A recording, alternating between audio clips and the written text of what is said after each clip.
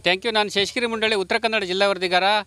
ಉತ್ತರ ಕನ್ನಡ ಜಿಲ್ಲೆಯ ಕಾರವಾರದ ಮಲ್ಲಾಪುರ ಮತ್ತು ಗೋಟೆಗಾಳಿ ಭಾಗದ ನಾಗರಿಕರ ಕನಸು ಮತ್ತೆ ಗರಿಗೆದರಿದೆ.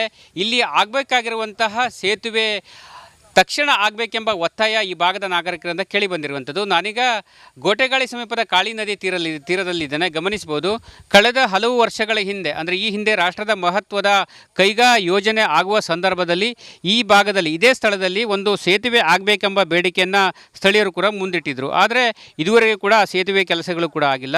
ಯಾಕಂತ ಹೇಳಿದ್ರೆ ಈ ಹಿಂದೆ ಕೈಗಾ 1 ಮತ್ತು 2ನೇ ಘಟಕ ಆಗುವ ಸಂದರ್ಭದಲ್ಲಿ ಇಲ್ಲಿ ಇರುವಂತಹ LNTಗೆ ಸಂಬಂಧಪಟ್ಟಂತಹ ಸ್ಥಳದಲ್ಲಿ ಸೇತುವೆ ಆಗಬೇಕೆಂಬ ಒಂದು ಬೇಡಿಕೆಯನ್ನು ಸ್ಥಳೀಯರು ಕೂಡ ಮುಂದಿಟ್ಟಿದ್ದರು. ಅದೇ ಅಲ್ಲದೆ ಕೂಡ ಮಲ್ಲಾಪುರ ಭಾಗದಲ್ಲೂ ಕೂಡ ಖಾಸಗಿ ವ್ಯಕ್ತಿಯೊಬ್ಬರು ತಮ್ಮ 35 ಗುಂಟೆ ಜಾಗವನ್ನು ಕೂಡ ಸೇತುವೆಗಾಗಿ ಮೀಸಲಿಟ್ಟಿದ್ದರು. ಆದರೆ ಇದುವರೆಗೂ ಕೂಡ ಸೇತುವೆ ಕಾಮಗಾರಿಗಳು ಕೂಡ ಆಗಿಲ್ಲ. ಕಳೆದ ಹಲವು ವರ್ಷಗಳಿಂದ ಈ ಭಾಗದ ನಾಗರಿಕರು ಕೂಡ ಈಗಾಗಲೇ ಸೇತುವೆ ಆಗಬೇಕೆಂಬ ಒಂದು ಮನವಿಯನ್ನು ಸಂಬಂಧಪಟ್ಟಂತೆ ನೀಡ್ತಾ ಬಂದಿದ್ದರು. ಗಮನಿಸಬಹುದು, ಸಾಕಷ್ಟು ಸಂಖ್ಯೆಯಲ್ಲಿ ಈ ಭಾಗದ ನಾಗರಿಕರು ಕೂಡ ಸೇರಿದ್ದಾರೆ. ಯಾಕಂತ ಹೇಳಿದ್ರೆ ಸೇತುವೆಗಾಗಿ ಬೇಡಿಕೆಯನ್ನು ಕೂಡ ಇಟ್ಟಿದ್ದಾರೆ. ಇದಕ್ಕೆ ಸಂಬಂಧಪಟ್ಟಂತೆ ಪ್ರಧಾನಮಂತ್ರಿ ನರೇಂದ್ರ ಮೋದಿ ಅವರಿಗೂ ಕೂಡ ಪತ್ರವನ್ನು ಕೂಡ ಈ ಭಾಗದ ನಾಗರಿಕರು ಕೂಡ ಬರೆದಿದ್ದಾರೆ. ಆದಷ್ಟು ಬೇಗ ಈ ಒಂದು ಸೇತುವೆ ಆಗುವುದರ ಮೂಲಕ ಇಲ್ಲಿ ಆಗುವಂತಹ ಒಂದು ರಸ್ತೆಯ ಒಂದು ಅಪಘಾತ ತಪ್ಪಿಸಬೇಕು, ರಸ್ತೆಯ ಒಂದು ಅವ್ಯವಸ್ಥೆಗಳನ್ನು ತಪ್ಪಿಸಬೇಕು ಮತ್ತು ಜನರಿಗಾಗುವ ತೊಂದರೆಗಳನ್ನು ತಪ್ಪಿಸಬೇಕೆಂಬ ಬೇಡಿಕೆಯನ್ನು ಕೂಡ ಇಡ್ತಾ ಬಂದಿರುವಂಥದ್ದು.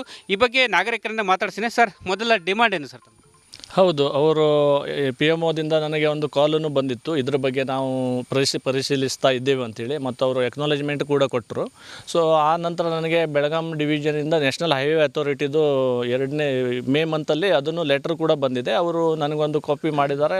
To executive engineer authority PWD ಇವರು ಕಾರವಾರಕ್ಕೂ ಮಾಡಿದ್ದಾರೆ. ಹೋಗಿ ಅಲ್ಲಿ ಪರಿಶೀಲಿಸಿ ಕ್ರಮ ತಗೊಳ್ಳಿ ಅಂತ ಹೇಳಿ ಅವರು ಹೇಳಿದ್ದಾರೆ.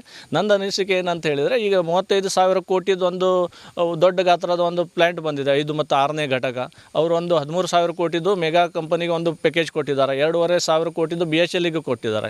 ಸೊ ಅವರು ಈಗ ಅವರಿಗೆ ಮತ್ತೊಂದು ಐಟಮ್ ಇದರಲ್ಲಿ ಟೆಂಡರಲ್ಲಿ ಎಕ್ಸ್ಟ್ರಾ ಮಾಡಿಕೊಂಡು ಒಂದು 100 ಕೋಟಿ ತಾಗೋದು, ಒಂದು 100 ಕೋಟಿ ಹಾಕಿ ಒಂದು ಬ್ರಿಡ್ಜ್ ಮಾಡಿದರೆ ಬಹಳ 200 ವರ್ಷ ಬರ್ತದೆ. ಅದೇ ಒಂದು 25 ಕೋಟಿ ಹಾಕಿ ಒಂದು ರೋಡ್ ಮಾಡಿದರೆ 3 ವರ್ಷ ನಂತರ ಮರು ಡಾಂಬರೀಕರಣ ಮಾಡಬೇಕಾಗ್ತದೆ. ಸೊ ಆದ್ದರಿಂದ ನಾನು ಹೇಳುವುದೇನಂತ ಹೇಳಿದರೆ, ಅವರು ಒಂದು ಈಗ ನೋಡಲಿಕ್ಕೆ ಹೋದರೆ ಅವರು ಮೆಗಾದವರೇ ಒಂದು ನಮಗೆ ಈಗ ಒಂದು 100 ಕೋಟಿದೊಂದು ಬ್ರಿಡ್ಜ್ ಕಟ್ಟಿಸಿ ಒಂದು ಕೊಡುಗೆಯಾಗಿ ಕೊಟ್ಟು ಹೋದರೂ ಕೂಡ ಅವರಿಗೆ ನಾವು ಮೆಚ್ಚುಗೆ ವ್ಯಕ್ತಪಡಿಸ್ತೇವೆ.